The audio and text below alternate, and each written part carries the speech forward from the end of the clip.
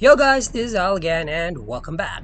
Let us talk about One Piece again, cause I've always had this idea in my head that I just can't seem to get off. I had this thought since I rewatched the anime and reread the manga of One Piece. By the way, if you ever like it, why not click the like button and subscribe? It's right here. Now let me ask you a question. Have you ever wondered how Seastones exist? Or how these indestructible poneglyphs are made? Or how these weapons possess devil fruit abilities, or how the cursed swords became cursed or were made? Before I proceed, just to let you know, this is not a fact, and this is what we call a fan theory. No, a stupid fan theory, or a fan stupid theory. And anyway, but I still want to share this with you guys or I won't be able to settle myself. Without further ado, let's start with the first question. How Seastones exist? Basically, sea stones are introduced as a type of mineral that has the same energy as the ocean. See chapter 169 of manga or episode 106 of anime. There it was mentioned and discussed by Smoker what sea stones are. As to how they exist will be answered later, together with the answer of this follow-up question. Why do they have the same energy as the ocean? Next question. How are these indestructible poneglyphs made? These poneglyphs are made in Wano Kingdom. That's what we all know about their origin, but the word indestructible somehow distracts me. Because like poneglyphs, sea stones are also indestructible and are originated from Wano as well. And I believe there is a connection between the two. Third question, how do weapons possess devil fruit abilities? Basically, devil fruits have to be eaten to gain the power of the devil inside the fruit. But how do these weapons possess devil fruit powers? To those of you who are not aware, these are Lasso, Mr. Four's gun that has devil fruit powers of the Inu Inu fruit model the Shunned, and Spandam sword with the Zuo Zuo Nomi. So how do these gun and sword gain devil fruit powers? I mean, weapons are inanimate objects. They cannot eat. Well, except for these weapons, or homies Big Mom has. They can talk, they can speak, they can move, and possibly they can eat. But not these. So how do these weapons possess devil fruit abilities? Last question.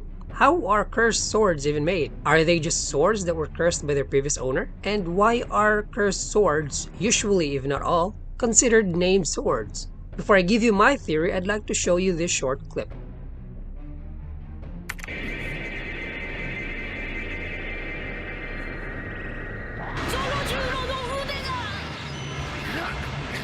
Did you notice that the sword Enma somehow absorbed Zoro's Ryo or Haki? Did you know that this Enma was created by a swordsmith of Wano named Shimotsuki Kozaburo as mentioned by Sukiyaki?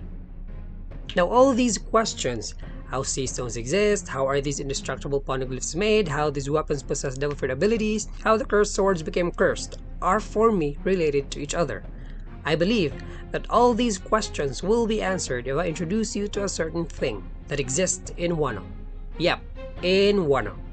I'm calling it thing because I don't know what it is yet. It could be a substance, a mineral, a stone, or anything, and I don't want my stupid brain to assume anything more than necessary, so I'm just calling it thing. So, let's say there exists a certain thing. This thing is special and only exists in Wano. What makes this thing special is that it can absorb all kinds and forms of energy. It doesn't matter if that energy came from tangible sources like oceans and seas or intangible forms like emotions and willpower. After absorbing a certain form of energy, that thing can manifest the energy it absorbed. And what if this thing is indestructible in nature, and that it can only be manufactured by Wano's supreme craftsmanship? Now, listen carefully. If that thing that can absorb all forms of energy and manifest the energy it absorbs really exists, then all the questions I presented can be answered. How? Let's go back to the first question. How do sea stones exist? We all know that sea stones originated from Wano Kingdom, as Basil Hawkins mentioned in episode 915, right? So, what if this thing is put in the ocean for a long time, and that thing absorbed the energy of the ocean? Sea stones come into existence.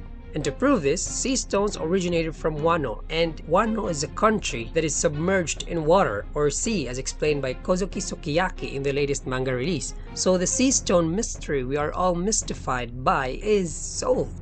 Moving on to the next question, how are these indestructible poneglyphs made? If my theory is correct that the thing is indestructible in nature, then this thing is manufactured into cube-shaped objects, maybe raw or combined with other minerals, then poneglyphs are made.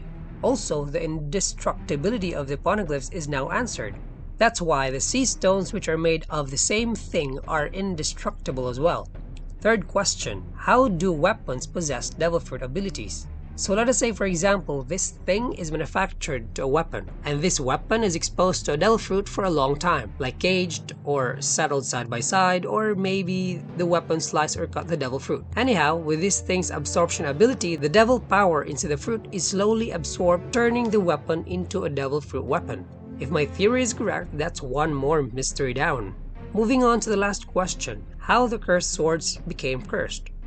The same scenario as the previous answer, what if this thing is manufactured into a sword? And going by my theory that this thing absorbs all forms of energy, tangible or intangible like emotions or willpower, then this weapon made up of the thing can absorb the emotion of its user like hatred, curse, or whatnot, evolving the weapon to a cursed sword. And to further things up, let's watch again the clip I just showed you earlier. What if Enma is also made up of this thing? And this thing was already used to absorbing Ryo or Haki, that it became a sword that possesses and absorbs Haki until it becomes full and turned into. Moreover, as Sukiyaki mentioned, Enma is not a black blade yet. So what if all named black blades are... Sorry, that's for my next video. See you there!